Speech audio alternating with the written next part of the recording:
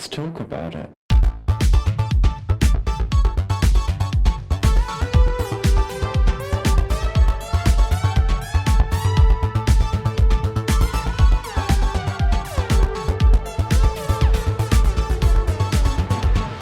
Hello and welcome back to Thicc Radio, the award-winning podcast where we talk about gaining, fetishism, and everything in their orbit. I'm James. And I'm Tim, so let's get into it.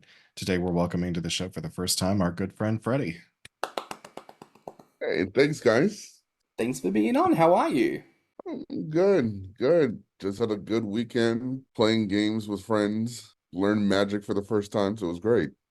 Ooh, wait, you say learn like Magic the Gathering or like D&D Yes. Magic? Like Magic the Gathering, okay. Yeah. I never really played it, although I do know it's like the OG card experience, like Yeah, Pokemon trading card game, Yu-Gi-Oh! It was all like it was all based on Magic, yeah, because that system, I feel like I played it a couple of times in high school, and then I tried to pick it up again, and God, that game is way more complicated than I remember. Yeah. I was like realizing all the decks that are involved. It was quite intense, and then seeing how different people have different objectives with their decks and how they play definitely like was kind of mind-blowing. Fair enough. If any gamers out there would like to start some kind of fat boy friendly Magic the Gathering or food gathering, I don't know, some kind of. There's got to be a pun in there somewhere, I Well, think. there's that Cards of Gluttony game. There is Cards of Gluttony, which, you know what, if you're listening, Oakfells, we would love to interview you. Please reach out to us at thiccradio@gmail.com or slide into those DMs, baby. Nice. I need to look into them. You know, it's amazing. There's no like repository of like all the different Gainer projects that people in the community are working on, but stuff is out there. You just have to find it. Which, even though we just addressed Cards of Gluttony, I should say, and Oakfells, if anyone listening knows of like a Gainer project that's going on that we have yet to talk about on the podcast, please reach out to us at thiccradio@gmail.com and we will add it to our list and plethora of interviews and bits and pieces that we're going to explore. But for today, Fredster, we are talking about something. Well, I mean, I feel like I say this all the time. It's something a little bit different, but I do think this is something a little bit different because when we were first kind of talking about, coming on and yada yada, and we were tossing around some ideas, and then I think we were just kind of bantering about the ways in which we have all experienced engagement in the community. And I think we just kind of realized like this is actually probably the subject we should talk about. And if it comes up so naturally and so impassioned, then it demands to be spoken about. So that's what we're addressing today. So are you ready to get into it? Oh yeah, I'm ready. Fabulous. So listen, before we, I think, talk more about the specifics of today, for the people who don't know you, can you give us a bit of a snapshot of who you are, what your gaming journey has looked like, how long you've been in the community for, just so that bitches who listen understand the framework and context of this conversation today? Oh yeah. Well, right now, currently, I go by Thick Gulp. I think when I first started, which was way back when, I actually was in high school, my senior year of high school, and this will probably date me, but whatever. This back in the days of Gainer Web, like right when right when I turned 18, I had joined the site. I think I used the name Fat Dark Man at that time. I can't remember, but yeah, I started engaging back then, and that was probably what at this point 25 years ago. So I've seen different iterations as far as like Gainer Web all the way up to Grommr, and I guess you could say all the other social media sites that exist nowadays. But as far as my own personal gaming journey, I know I started personally delving into gaming like right when I got into college. Like I took advantage of living in the dorms, the all you can eat at the dormitories and stuff like that.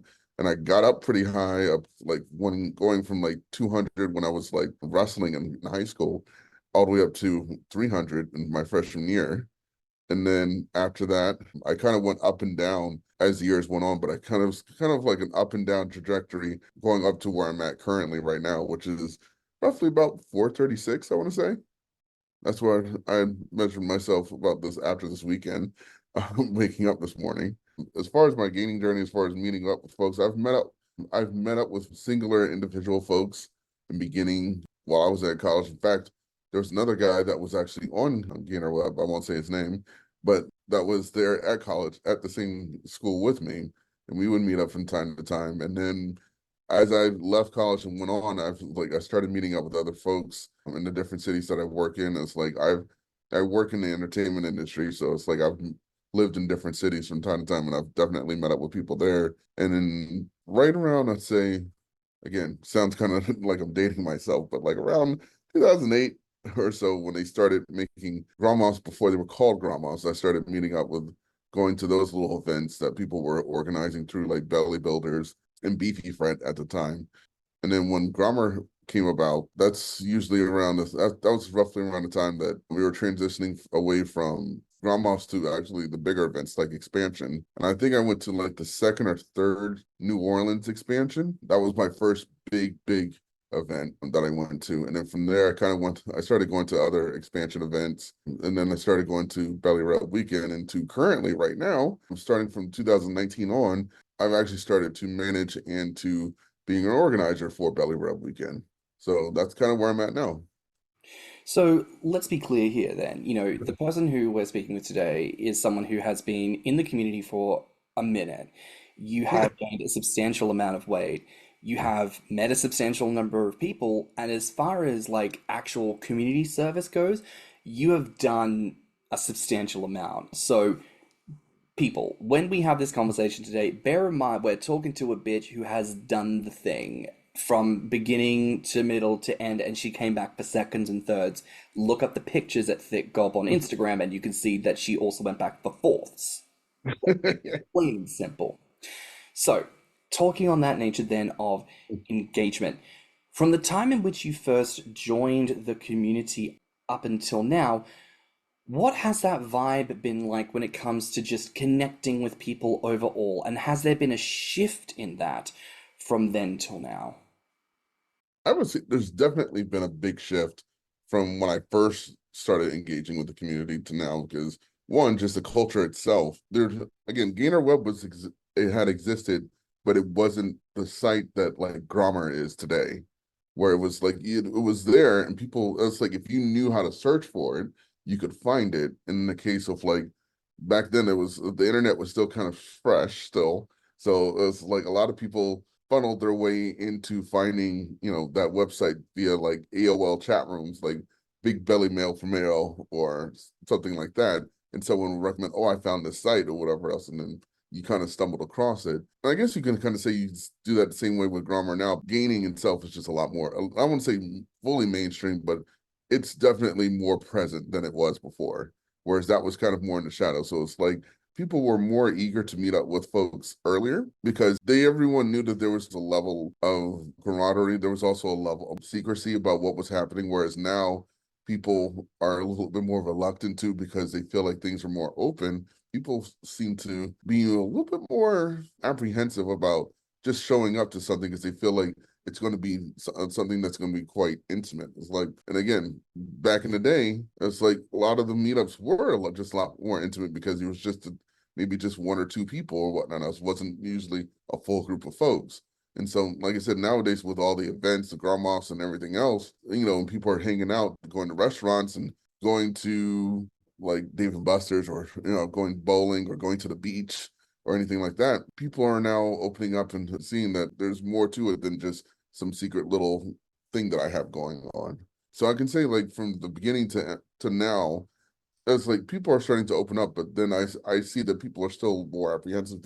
Listen, I'd concur with that. We've spoken about this on the Yeah. podcast, and over the years, there have been ebbs and flows of how people want to engage, and over time, there is an inevitable opening up of things because, even though we are specifically gainers who are into gaining weight, as we've seen over the last few years, the love for dad bods, the thick, the curvy, the uprise of the BBW, body positivity, and fat liberation means that more and more people are becoming aware of generalized size positivity. Meaning, back in the day when gainers were like, I am on my own little island and no one will ever understand me, now the world really is catching up.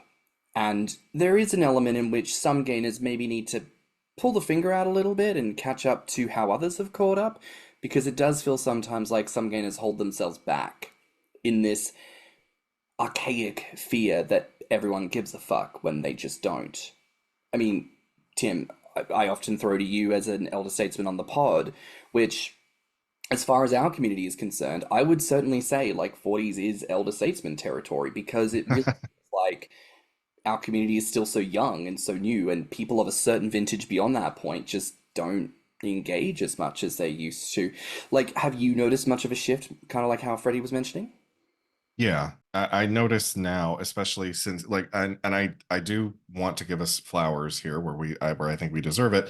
I think that because we've had so many conversations over the last 4 years about the potential of meeting with people, of forming social connections, of going to events. I've seen more people take those opportunities. It helps too that we were in lockdown for 2 years and people got cabin fever, but I think that that might have been the final push that said, you know what, who knows when this could happen again? Who knows when we could all be confined to our houses again? Life is short. Let's just fucking go for it. And as far as the invisible audience that we all kind of like psychologically deal with, I think that's going to lessen as well. There is much more of a push now to make people realize that like, okay, so you're into something. That's fine. We all have different flavors of things that we're into. I mean, look at how much the sexual spectrum expanded in a short amount of time. You know, we went from just 4 letters in the acronym to what, 8, 9 letters now. It feels like they just keep attacking more letters onto the end of it. There's a So plus sign. yeah, well, plus, yeah, they finally said, look, we can't keep adding letters. We just got to put a plus sign. It's a beautiful thing to see that growth and progress, but focusing on the theme of today, we're talking about engagement, we're talking about connection, conversation, sociality. And I do think that this is something that we hear about on the pod quite frequently. Obviously we invite people on, we'll have a topic, and we'll say, oh, well, what else shall we talk about? And the way in which so many people, apropos of nothing, will invite the conversation of, I'm sick of having shit conversations. I'm sick and tired of people not showing up. I'm sick and tired of time wasters. It feels like there is something there that we need to troll through just a little bit. And I think this is where we can put our focus today. So when we think about that in that more specific sense, like, let's start with this. What inspires you to want to gain a specific connections as opposed to, I guess, broader queer connections?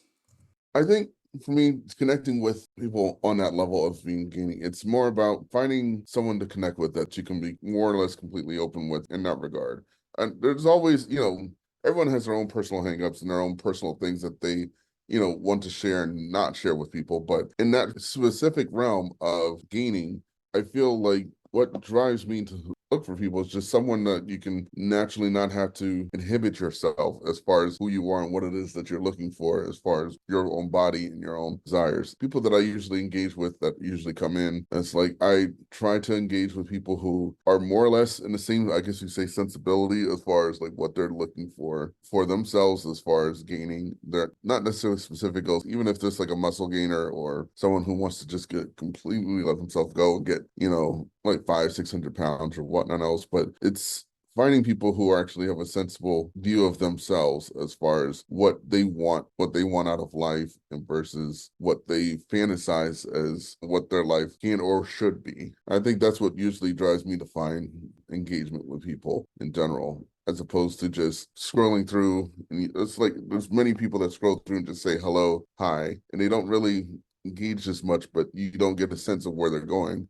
And that part too, that kind of stumbles with fully connecting with people who actually may have some more sensibility, but they're just being shy. But just like it's trying to break through that barrier of who are you besides hi, hello, hot belly.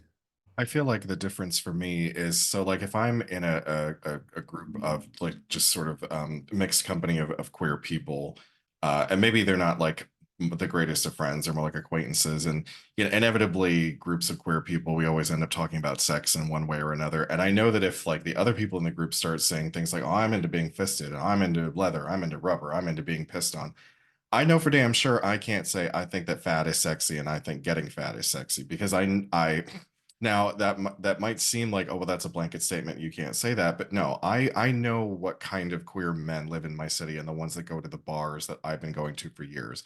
I know that I can't say that to them and they're not going to look at me side-eyed.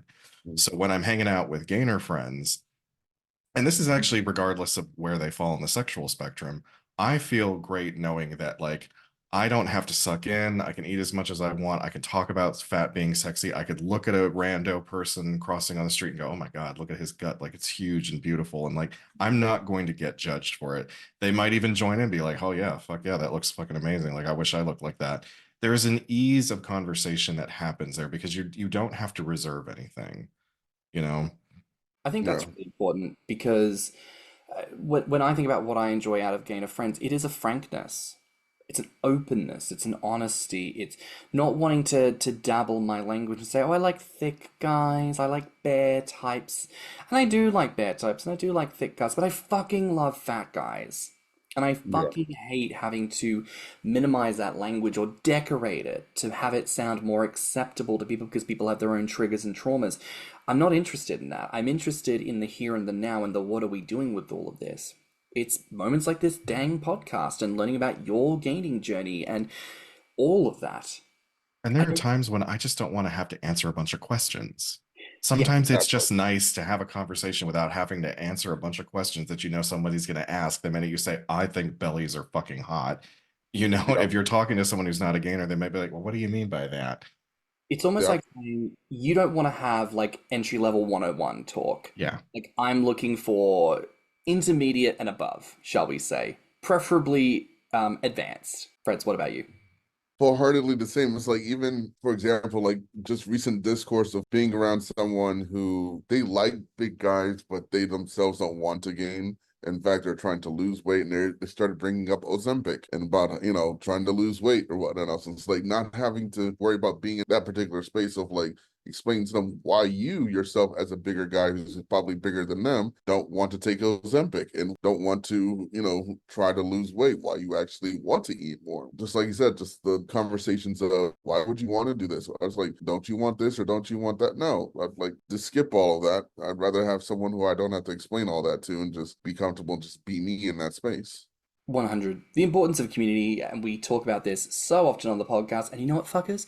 We're going to keep talking about it because we can never state this enough. The importance of community, friends that you have in real life, can Yeah. never be understated. So look, as that, established person yourself, Reds, how have you developed your brand of how you like to engage with people, your approach to conversation and developing relationship? How have you gone about doing that? I try to treat it as the way that I would treat almost any other friend, but I just know specifically in my mind, it's like I'm engaging with someone who I feel that I can be fully open with about who I am and not have to protect myself and my words about what I like and what I don't like. And so I usually try to engage with people to see about trying to draw people out into the open as it sounds it sounds more predatory than it does, but to bring people, but to actually get people out of the online space and to actually meet them in real life. Because I feel like that, like you said, the tangible connection of like meeting someone face to face actually not only brings an absolute realness to it, but it also brings a sense of confirmation of likeness, this understanding with each other. Like, oh wow, there is someone physically here. That's I'm not just talking to the internet or AI or chat, whatever. I'm actually talking to a real person who actually shares the same things as me and feels just as comfortable as I do about how I look at my body and how I want to proceed with my body and the things that I like. And we both share the same types of likes. So it's like actually having that physical confirmation of someone there with you actually kind of elevates and puts you even more at ease. And the more more engagement with that, I found for myself, that's put me more at ease of just living more comfortably with who I am and also with my gaining, and allowed me to give myself more permission to be like, hey, you know what? There are physical people out here who are comfortable with who I am. And I shouldn't have to worry about all the other people who I don't even know about whether or not they're comfortable with what I'm doing for myself. Again, it just visual confirmation that there's other people who also physically like what I'm doing for myself. So I'm not putting myself into a very disturbed corner of some amassing weight or whatnot else. It's like normalizes what I'm doing by actually seeing someone visually and connecting with someone physically that, yes, this is not just an online presence. This is someone physically that I'm actually seeing it happen. I think that's really crucial to consider because a lot of people obviously are not happy with the current progress that AI is making in terms of conversation, in terms of art.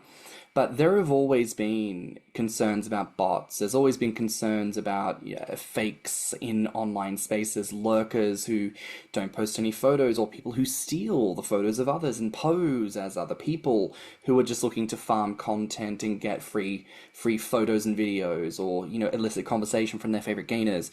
These elements have always been a concern to people, and I think that's a great thing to realize, that meeting up in person in broad daylight when anyone else can see you really proves the point that I'm here, you're here, we're both real, and now there is nothing stopping us from just being open and honest about what we're really thinking and feeling. I've talked about this before on the podcast really early on in season 1. There was a guest who, said on the show, like, oh yes, because I'm a gainer and XYZ. And we were talking to them afterwards, and they'd said, that was the first time I've ever said that out loud. Like, in their whole human existence, they were someone who had gained weight, they were someone who had typed it out, they were someone who has had a myriad of conversations, but for the first time in their life, they had said the words, I am a gainer. And it was a moment for them to consider, like, oh, this is a real impact on me. So any tangible human elements have a real effect, even just verbally, but in person, so much more than that. How do you feel like your mental health intersects with all of this, especially as a man of color in the community? I would say, well, that that in itself is a lot. One, I would say, despite my online presence and everything, I would say I'm naturally a high anxiety person. I think that coupled with finding ways to get connected with a psychologist to get officially diagnosed with ADHD, it makes it hard to overcome. Especially, I would say more so in the beginning, more so than now. But it made it hard to kind of overcome myself as far as like trying to figure out what's going on with each person I'm dealing with and what could happen with this person. But also as a person of color dealing with other folks, it's like understanding like where's my level of acceptance within the community outside of just the gaining or whatnot else. Because I know that within most of these spaces, to be frank about it, we're dealing with very white dominated spaces. And because of that, I know that I was like, even outside of the whole aspect of gaining and acceptance, there's still the other level of acceptance of me as a person of color or as a black guy. Actually, I'm black and Puerto Rican, but still, people only just really see me as black. With that, how much am I really being accepted into the space as a person, or is just as a body or as a figure that's just being fetishized as like, oh, this is a big black body, as opposed to this is a person with a big black body. And that kind of drives a little bit too of like, when I'm engaging with folks, even I'd say even now, there's still times when I'm engaging with people, there's still the anxiety of like, who is this person? Are they really interested in me? Or are they just really interested in hitting their own personal kink of fetishizing who they think I am physically? And then also just entering spaces and then like you said, even in the public spaces of going to like clubs or something like that. Yeah, it's like I've gone to like Club Chub here in LA and like Mega Wolf and some of the other stuff where they have like bigger Chub events or stuff like that. There's still, even in some cases with like a Grommr that I'm going to that I have nothing to do with as far as like organizing or anything like that. It's still the nervousness of, am I going to be included into this mix? Not because of who I am, but just the color of my skin, walking in. And people just kind of like, some people are nervous. I noticed right off the back, some folks are accepting, some people are like nervous to engage with me because with their own cultural insecurities, don't know how to engage with me.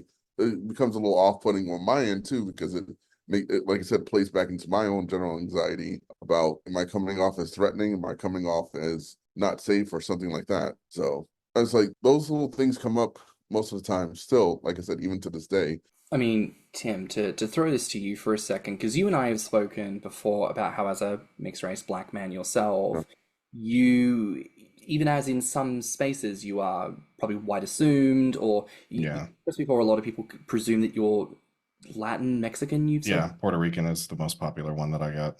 Like, what is that experience like for you when you go to Grommr or you meet new gainers in person? Do you find that in our community people place race expectations on you, or do you find that you don't get that for your experience in the community so much? I mean, if they have, I haven't noticed because I can't remember that being anything. And Honestly, when it comes to things outside of the gainer community and just like the wider queer spectrum, I've never been fetishized for my body, but my genitals have been fetishized. Mm, Like I've had white guys ask me to fuck me with, or to fuck them with my BBC. That's, mm. so Yeah, I've experienced that. yeah. To me, that's like a whole separate thing.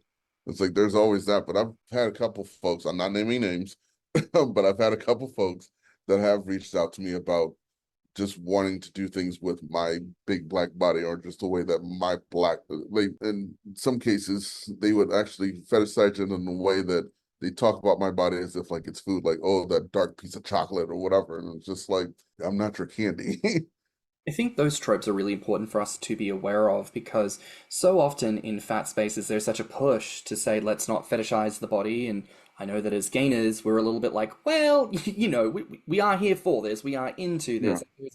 There is a little bit of push and pull and give and take with that element, I do think. yeah, But then still, it's like, well, you're not doing any good. You're not really working through your internalized fat phobia if you're saying, let's not fetishize the fat element, but the black element is just open season. Like, that's not actually a sign of growth or improvement. That's just swapping out one fetish element for another.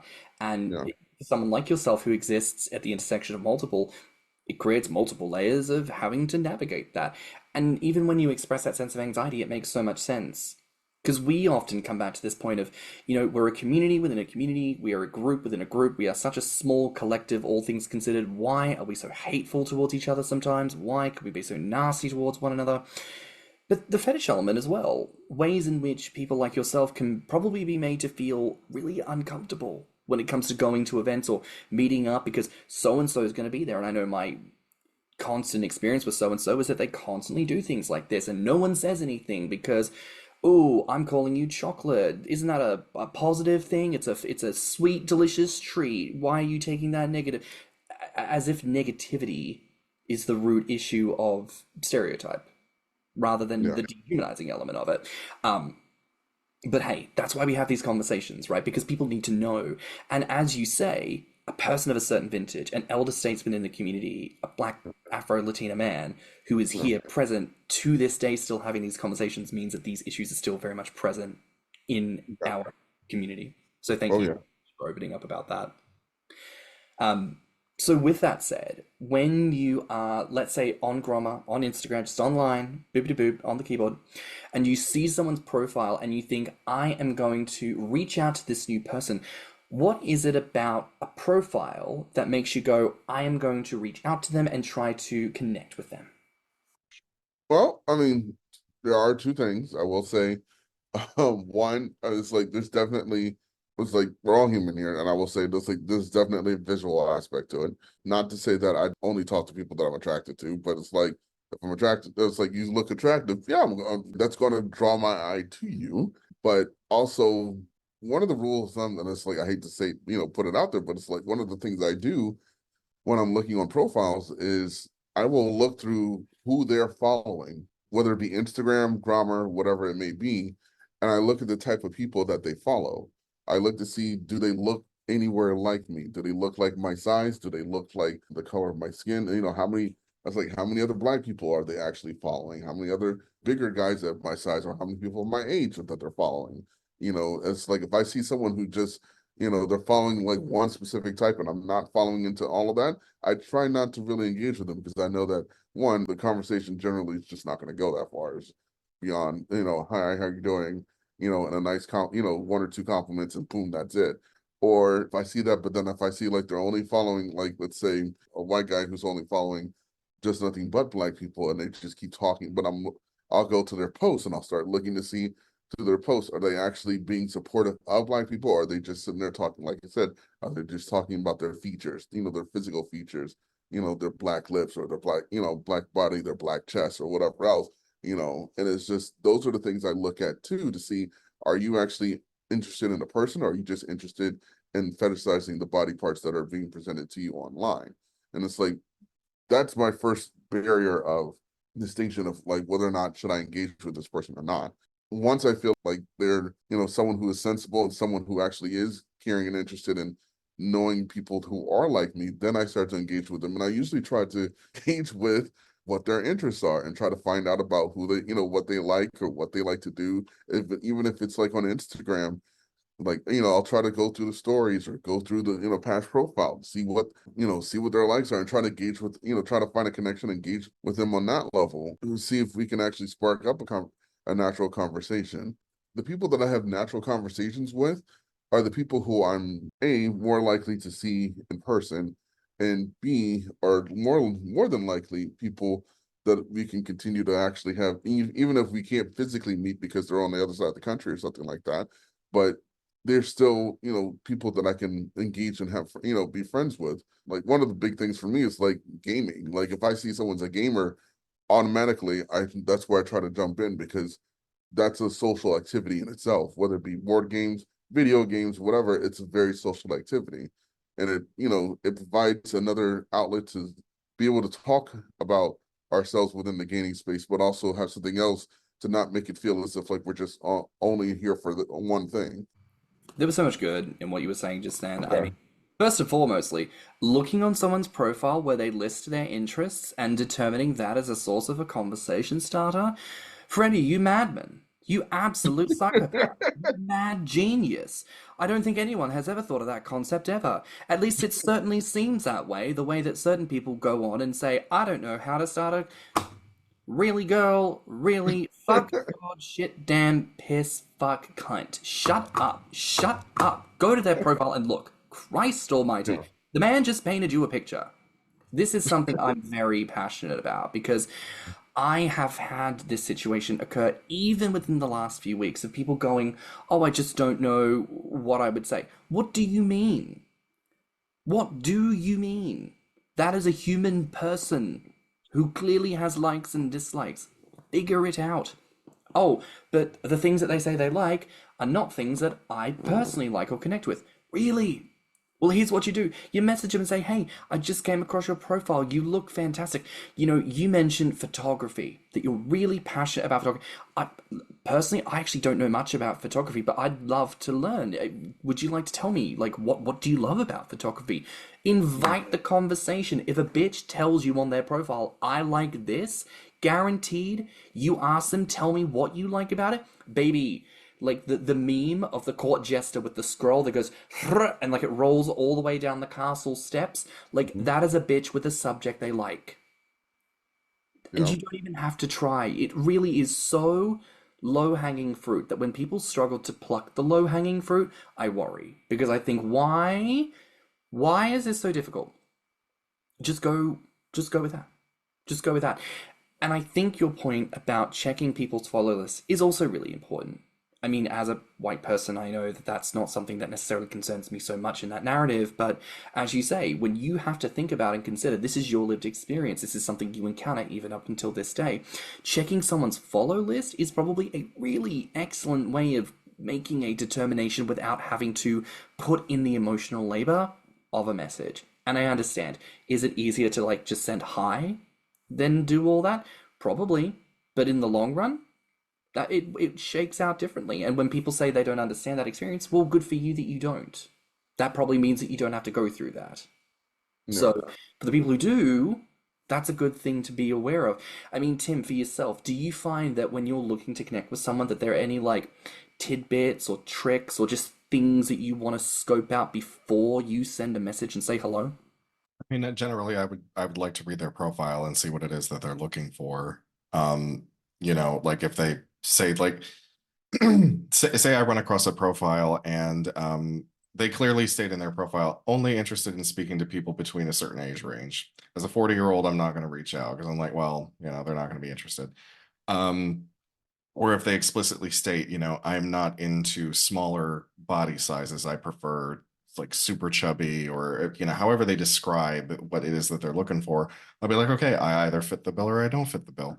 If I do, it's going to be a simple hello, how are you? I like your profile. I like your pictures, and that for me is a good enough icebreaker.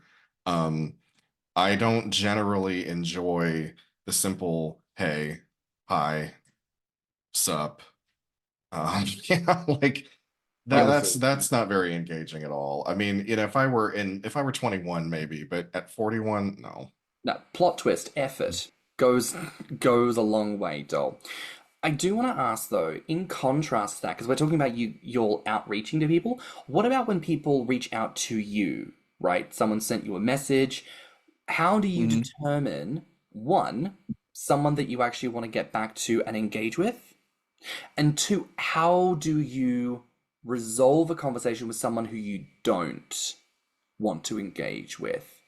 Well, I would say people who engage with me, one, it's a level of effort that comes into it. If you just message me and say hi, and I say hello back to you, and then you just say HRU, I'm only going to engage with you as much as you engage with me. Period. I Or like generally do, the WYD, what you doing? yeah, Like that, yeah, seriously. no. Like if you can't even be bothered to like make a full conversation or like a full sentence or something, I'm at that point I'm like, that's like obviously you're here for the moment. You're not here to actually go through an actual conversation with me. So you give me short answers, I give you short answers. If you take a while to respond on a short answer, I'm gonna take a while to respond on a short answer. And it's not me just trying to be petty. It's just I'm not going to spend my personal energy on someone who's obviously not spending that much of their personal energy on me. 100%. I listen, this is something I have had to work on for myself because I am that social butterfly who, Oh, if I'm thinking of someone, I'll just send them a message, say, hey, I'm thinking of you, hope you're well. That message alone is not necessarily saying, I'm looking to chat to you today. If you have time and I have time, brilliant. But also, when you talk to people all around the world, like you've got to get into that game of message tag where it's like mhm. you might think to message someone at 4 in the morning their time. So you got to expect that they're not going to message you back until a reasonable hour. Which also, can we have clarity on this? Most adults, human, work a 9 to 5. If it is business Yeah. hours, leave me alone. Shut the fuck up. I'm busy. I'm busy. Fucking shut up. Oh, but Yeah. you were on Grommr 2 minutes ago. Bitch, I'm on my lunch break. Yeah. Bitch, I'm on my Well, lunch because break. if you go on your phone and you open the app, even for like a couple of seconds, it's going to register that you're online, and it takes hours and hours and hours before it registers that you're offline. You know, that app is really buggy because I wanted to point out like if it's being contacted over Grommr, that's the worst place to get a hold of me, guys. I'm sorry. Grommr is the worst place to get a hold of someone because the app is buggy. Quite often the notifications don't show up, or they can sometimes get buried under something else that comes through. And then when you actually log onto the website, maybe a couple of weeks later, because most of us probably just go through the app, you realize you've missed something and you're like, oh, fuck. In terms of like, for people who reach out to me, one of the best ways is like, compliment the pod. Let me know that you've listened to it. Let me know that you've heard what I've had to say, because that's a great, I mean, and I am very gracious about that. I'm like, thank you so much. It means the world to us that people listen. And if it's not that, then I mean, you can go back and watch any one of my lives and see what it is that I like to talk about. Hmm. When it comes to choosing to engage, that moment you said about matching their energy, I think is so important and I think is a big thing that people have learned on the other side of COVID. Like, because I am this social butterfly who loves to talk to people and send out those little messages, I have a tendency to just do that with everyone I think of. And I think that's fine. Except there came a point where I started to actually look at certain message threads and it was just me responding, me outreaching, no response, no replies to my stories. And I have to look at that and go, okay, that person does not want to engage. I have to choose to back away from that because I got to protect my energy. I got 24 hours in the day. I've got a certain number of minutes and seconds that I have to boop boop boop boop. And if you do not want to engage with those minutes and seconds, then I should be more choosy about who I give those minutes and seconds to. Something I experienced recently in London. I had a phase of realizing that a lot of the people I was trying to hang out with and get in touch with weren't necessarily engaging with me the same way I wanted to engage with them. And it made me feel a bit low. I thought, well, what does that mean? I want to develop these friendships. It really sucks that the people I want to be friends with don't want to be friends with me. And then I got a message from someone, and I realized that was someone who was trying to engage with me here in London that I wasn't giving the energy back to. And I had that aha moment of, I don't need to run myself down trying to engage with people who aren't going to give it me back. Maybe I should try and look at the people who are actually looking to engage with me. Within that, if people are still being creepy, inappropriate, still it's a no. But actually, maybe I need to be a little bit more considerate about who's actually coming to me, who's actually showing me the love. In which case, why would I not try to give that back to them? And actually, since trying to pivot to that, I felt so much lighter because I'm not wasting my time on other people. I'm giving it to people who are being responsive to me. And there is a true adult human realization in that, which is not being sour about the people who don't want to get back to you. Yeah. And not taking human offense to that. Not going, oh, it's because they hate me or there's drama or they're a bitch. No, baby. Maybe they just aren't interested. And we need to all take a collective fucking spoonful of concrete and harden the fuck up here. Because that's none of our business and that's not an issue. Because all of us, do that to other people on the reg.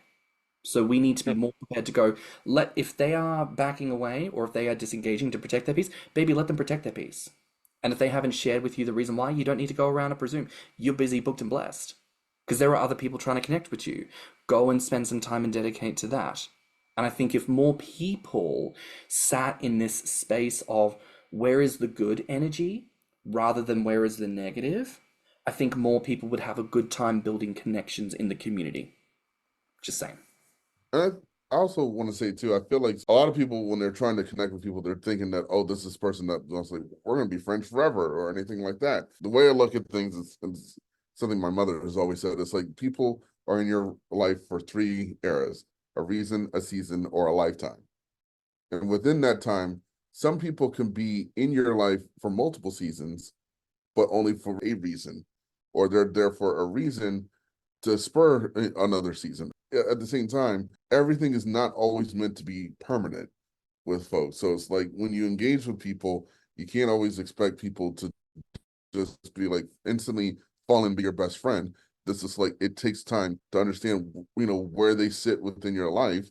And also, is this person for me to just meet up casually? Or is this someone who I can, start to engage with a little bit more or whatever else? But understanding that not every person is going to have that different level. Some people are just going to be, a quick hello and goodbye. And I think that helps. And it's like, that helps me also too. Take it as an experience first and then move the experience onto multiple experiences. And then you can actually move it into more of a social gathering and then moving that to more of a permanent relationship. I think that's also inherently a problem with us as gainers and everything as well, that a lot of people want to just jump straight to the goal as opposed to actually working towards the goal of getting where they want to go. Because it's like I even had some friends who were just like, oh, I want to be at this weight here and that. I was like, don't get me wrong. When I first started, I was just very much so like everyone else. It's like, I want to be at 300. I want to be at, 350, now, whatever else. But it's about the journey of developing into that gets you there. Because it's like the instant gratification of connecting, the instant gratification of reaching those goals or any of those things that only gets you so far with the satisfaction. Because then after that, this is like, just as long as it took you to get to that point of reaching that goal or reaching that connection or whatever else, it could just, all of that satisfaction can go away just as short as it came to you. There's definitely got to be a conversation around sustainability, both in gains and in sociality. Yeah. People come and go. People join the community, leave the community. People are here for different motivations, different reasons. And much like what you were saying, it's like not everyone comes to a conversation even with the same motivation as you. Even if it's a purely sexual thing, oh, we're just here to like have a roleplay chat and hook up. They might be super interested in like the fetishy element of like death feeding or blueberry, and you might go, I'm not into any of that. That's still ships in the night missing each other, Yep. right? And you've got to have conversation to figure that out, and you have to work to get there. Not every friendship and not every connection is going to develop into something so long lasting. Speaking about Tim and my relationship here, I'm so blessed because I haven't had a true close friend in this community before. Tim is the best friend I've ever had, and that's a blessing and serendipitous, really, because of the podcast, because we were working on the podcast all the time. We had opportunities to learn about each other and go, that's a bitch I want to call my bestie. And now I get to have this person, and it's wonderful. But even that was work. That was sustained. That was intentional. Not only do I have to give my time and energy to Tim, Tim has to give his time and energy to me. And that's a constant, ongoing process every single day, even by today's day. It is still ongoing. These things don't happen overnight. So, time, Hmm. patience really are virtues to be regarded in this conversational sense. I want to ask here of both of you, potentially, well, I don't know if people would consider this controversial question, but neurodivergency in the community. I think historically, the conversation around autism has always been treated a little poorly because I think people reference it in a tone of, oh, that's a bad thing. This person doesn't understand because of their autism, or because I assume that they have autism. Hmm. Therefore, they're crap at communicating, and it's not my fault that things didn't pan out. And I find that a really toxic approach. But I do find it interesting, this conversation, which seems to be cropping up more about legitimate neurodivergency in the community. And I want to ask both of you if you have any knowledge or experience with that in particular and how that relates to building connection. I think consciously and also subconsciously, like going into the programming and like organizing for like BRW and stuff like that, I think that has kind of entered my mind as far as making a lot of connections with people, not just other people, but also for myself. And like I said earlier, it was just like recently talking to my doctor about being properly diagnosed with ADHD.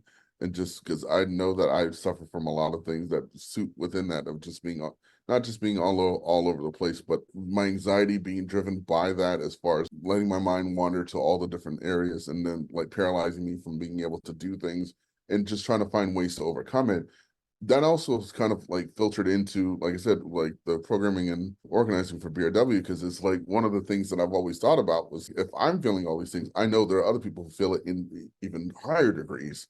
And that how do you find a way to make people feel comforted and knowing that there's someone A that sees them, but two, also what are ways that I can, that we can try to do something so that people don't feel as if like they're stuck in situations where they feel as if like what they have is going to be a hindrance on how they can actually communicate to someone else. I know that it's like I've engaged with quite a few folks. I know there's people that are officially diagnosed, and there's some people that you can infer that they probably have an undiagnosed neurodivergency with them. Part of that comes with maturity and it's like time of just understanding everyone's different way of communicating, and that your way of communicating is not necessarily that other person's way of communicating, whether they're neurodivergent or not, and that you have to be open and receptive to them in order for them to be open and receptive to you about what you want, and what you're trying or how you're trying to communicate. And I think just the first core to it is just stopping and listening, understanding how they're talking to you, what they're saying, why they're saying things to you the way that they are, as opposed to just knocking off and just taking it for face value and just writing people off. And I know that some people, like you said too, there are some exceptions too. There are some people who are just kind of like not so much about neurodivergency, but it's just like they just have something that's just does not sit well with you as well. Like some people I've had, they've come and messaged me, and said some, explicit things in their, in messaging. And it's like, one, it's my own prerogative of whether or not if I want to engage in that or not, or if I want to engage with them in a way to say, hey, that's not how I want to, I like to be approached, this, explaining it to them. And I think a lot of times it's just openly communicating what it is you want. So, Tim, what Yeah. about yourself when it comes to neurodivergency?